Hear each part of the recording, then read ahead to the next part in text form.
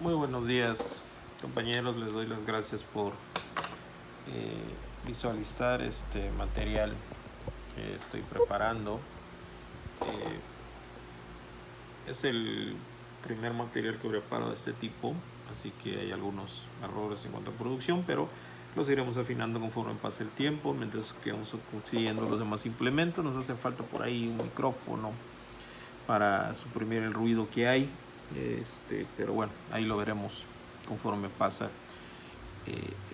la situación de la pandemia que se está llevando a cabo. Como ya dije anteriormente, ustedes podrán haber visualizado en el otro video, si los visualizaron por orden, se darán cuenta que comenté que es necesario adaptarnos y que la educación tiene que adaptarse a la situación moderna que hay ahorita. Entonces, en base a esta adaptación, pues decidí hacer estas cápsulas de video de 10 minutos para efectos de que pueda yo explicar brevemente las diapositivas que ya mandé. Complementadas con el trabajo que ustedes tienen por allá, será material de examen. Entonces, procedemos a estudio. Vamos a hablar ahorita sobre derecho internacional público. Y pues bueno, como lo había yo amenazado en clase y hablado sobre el tema de los derechos humanos. Pues bien, los derechos humanos ya son parte, o tal vez siempre han sido parte de el gran conglomerado de derecho internacional público. La teoría de los derechos humanos impactó desde hace mucho tiempo todos los derechos y no tenía por qué no impactar el derecho internacional. Sin embargo, si bien como ya habíamos acotado, el derecho internacional es una disciplina relativamente nueva comparada con otras disciplinas del derecho que nacen desde la creación de la sociedad misma. El derecho internacional no es así. El derecho internacional como tal se empieza a codificar después de la Segunda Guerra Mundial aproximadamente. La visión de los derechos humanos y la obligación de los estados de respetar los derechos humanos también es relativamente nueva. Surge aproximadamente a partir de poco antes de la Primera Guerra Mundial y se consolida después de la Segunda Guerra Mundial. Si bien los derechos humanos ya en sus diversas modalidades y nombres estaban siendo protegidos por los estados a nivel interno, no es hasta después de la Segunda Guerra Mundial cuando la comunidad internacional decide que el reconocimiento de la dignidad humana debe ser obligatorio para todos los estados, no solo para aquellos que ya los tienen integrados en su codificación, sino para los que no lo tienen integrados. Los que no lo tienen deben transitar a ello. Y es cuando surge la teoría de los derechos humanos a nivel internacional. Hoy más que nunca, el tema de derechos humanos está presente en todos. Y algunos dirán que le apuestan a la teoría de la conspiración, que los derechos humanos es un tema para justificar acciones de guerra. Porque sí, se han dado guerras por el tema de derechos humanos, específicamente en África.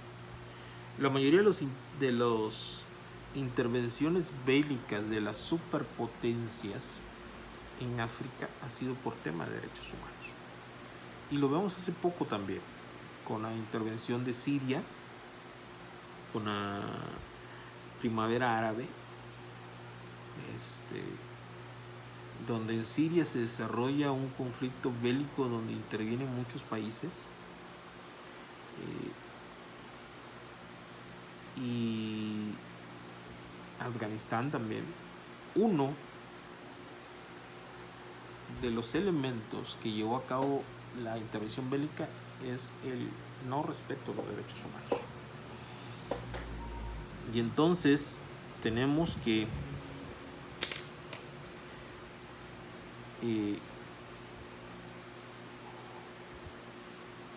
estos temas ya son de carácter general y aplicativos a todo el mundo civilizado. Luego entonces no nos extrañe que ya sean parte de estudio. La autora que escogí para esta materia, Loretta Ortiz, hace un amplio estudio de los derechos humanos, y desde su punto de vista la teoría de los derechos humanos, ella lo divide en tres partes. El primero es el derecho internacional de los derechos humanos, DIDH por sus siglas. El segundo es el derecho internacional humanitario, DIH, y el tercero es el derecho internacional de los refugiados. Ella nos dice que para el derecho internacional público, estos tres elementos que tienen ustedes en su lámina 2 son los tres elementos que se estudian en el derecho internacional privado. Y que esos tres elementos o tres vertientes tienen como finalidad la protección del individuo,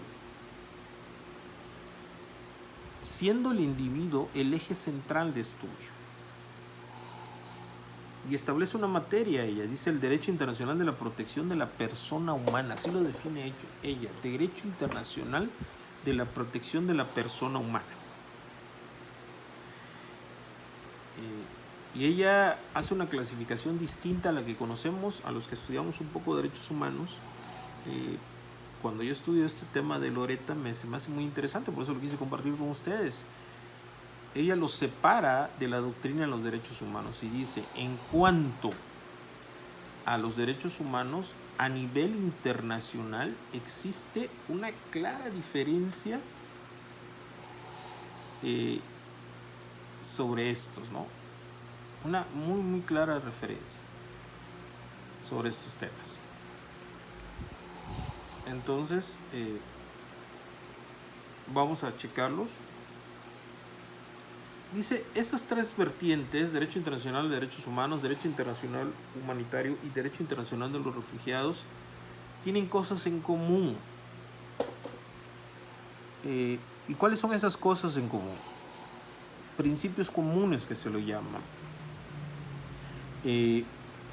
La inherencia, la inalienabilidad, la universalidad, la no discriminación y el principio pro mine. Son principios que son afines a las tres vertientes, que vamos, al derecho internacional de derechos humanos, al derecho humanitario y al derecho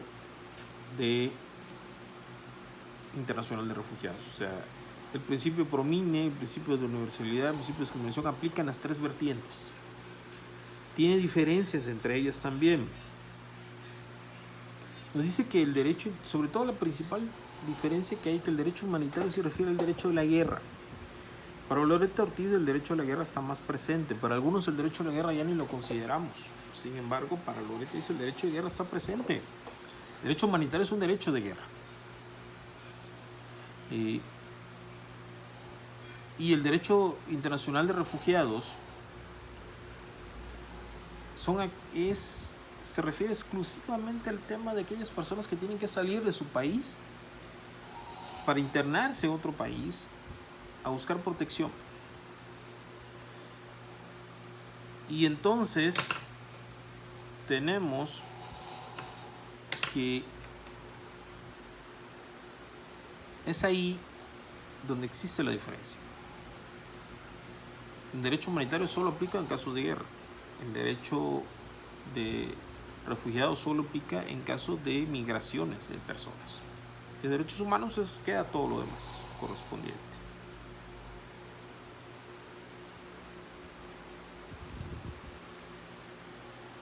¿Y dónde se aplica? Bueno, el ámbito de aplicación también queda establecido, según Loretta. Dice que el derecho internacional de derechos humanos es aplicable en cualquier momento, ya sea en tiempos de paz o en tiempos de guerra. El derecho humanitario solo es aplicado en tiempos de guerra, pero ojo, no solo en tiempos de guerra entre países, sino en tiempos de guerra interna. Es decir, cuando tenemos un fenómeno equiparable a una guerra interna, una rebelión civil, una guerra civil, una guerrilla. Entonces también es aplicable el derecho internacional humanitario. Recuerdo el caso del expresidente Calderón, que declaró la guerra en contra del narcotráfico. Entonces, los cárteles de la droga serían como combatientes internos. Si es así, aplicaría también el derecho de guerra para ellos. En México tenemos, permítame decirlo, espero no ofender a nadie, una caricatura de una guerrilla que es el ZLN. Yo caricatura porque no hacen nada más que entorpecer y una realidad que son los cárteles, que tienen armas, tienen poder, tienen dinero y que están estableciendo una verdadera guerra interna. Pues los jóvenes se están matando uno contra otro, principalmente jóvenes entre 15 y menos de 30 años. Entonces la pregunta es, ¿cabría a ellos el derecho humanitario?